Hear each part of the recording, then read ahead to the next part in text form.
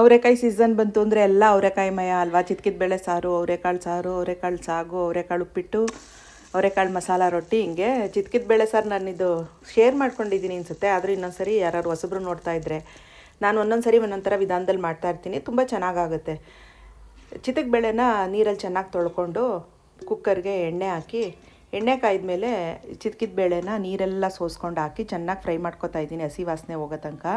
ಈ ಕಡೆ ಒಂದು ಮಿಕ್ಸಿ ಜಾರ್ಗೆ ಒಂದು ಮೀಡಿಯಮ್ ಸೈಜ್ ಈರುಳ್ಳಿ, ಒಂದು 2 ಚಿಕ್ಕ ಟೀ ಸ್ಪೂನು ಚಿಲ್ಲಿ ಪೌಡರು, 2 ಚಿಕ್ಕ ಟೀ ಸ್ಪೂನು ಧನಿಯಾ ಪೌಡರ್ ಈಕ್ವಲ್ ಕ್ವಾಂಟಿಟಿಲಿ ತೊಗೊಂಡಿದ್ದೀನಿ. ಇದಕ್ಕೆ ಬೇಕಾದ್ರೆ ಸ್ವಲ್ಪ ಅರಿಶಿನ ಸೇರಿಸ್ಕೋಬೋದು. ಇಲ್ಲಾಂತಂದರೆ ಅವರೆಕಾಳು ಉರಿತಾ ಇರ್ತೀವಲ್ವ, ಆವಾಗ ಬೇಕಾದ್ರೆ ಒಂಚೂರು ಅರಿಶಿನ ಸೇರಿಸ್ಕೊಂಡು ಹುರಿದ್ರೆ ಹಸಿ ವಾಸನೆ ಎಲ್ಲ ಹೋಗಿ ಚೆನ್ನಾಗಿರುತ್ತೆ.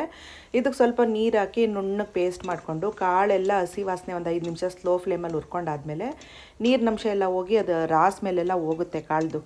ಆಮೇಲೆ ಅಲ್ಲಿ ತನಕ ವೆಯ್ಟ್ ಮಾಡಿದ್ದು. ಆಮೇಲೆ ಇಲ್ಲಿ ಮೆಣಸಿನ್ಕಾಯಿ ಪುಡಿ, ಧನಿಯಾ ಪುಡಿ, ಈರುಳ್ಳಿ ನುಣ್ಣಗೆ ಪೇಸ್ಟ್ ಮಾಡ್ಕೊಂಡಿದ್ನಲ್ಲ ಅದನ್ನು ಸೇರಿಸ್ಕೊತಾ ಇದ್ದೀನಿ.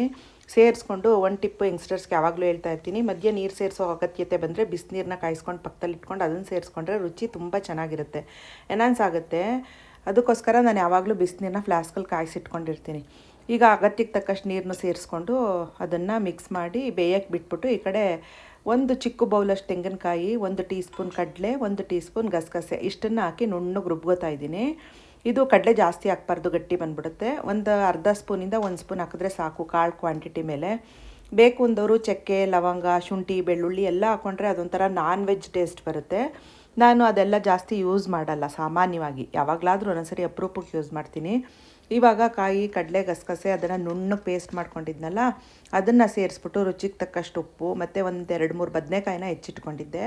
ಆಲೂಗೆಡ್ಡೆನೂ ಸೇರಿಸ್ಕೋಬೋದು. ನಾನು ಸಾಮಾನ್ಯ ಆಲೂಗೆಡ್ಡೆ ಜಾಸ್ತಿ ಮನೇಲಿ ಉಪಯೋಗಿಸಲ್ಲ, ಅದಕ್ಕೆ ಆಲೂಗೆಡ್ಡೆನ ಸೇರಿಸ್ಕೊತಾ ಇಲ್ಲ. ನೀವು ಸೇರಿಸ್ಕೊಳ್ಳಿ, ತುಂಬ ಚೆನ್ನಾಗಿರುತ್ತೆ.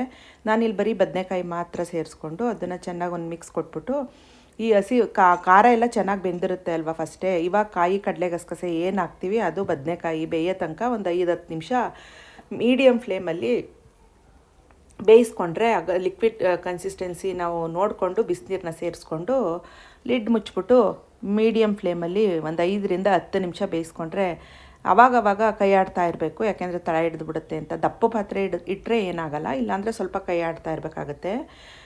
ಒಂದು 5-10 ನಿಮಿಷ ಕುದಿಸ್ಕೊಂಡ್ರೆ ಚೆನ್ನಾಗಿ ಒಳ್ಳೆ ಚಿತ್ಕಿದ ಬೇಳೆ ಸಾಂಬಾರು ರೆಡಿ ಆಗುತ್ತೆ. ಇದು ರೊಟ್ಟಿ, ಚಪಾತಿ, ಪೂರಿ, ದೋಸೆ, ಅನ್ನ ಎಲ್ಲದಕ್ಕೂ ಮುದ್ದೆ ಬೆಸ್ಟ್ ಕಾಂಬಿನೇಷನ್ನು.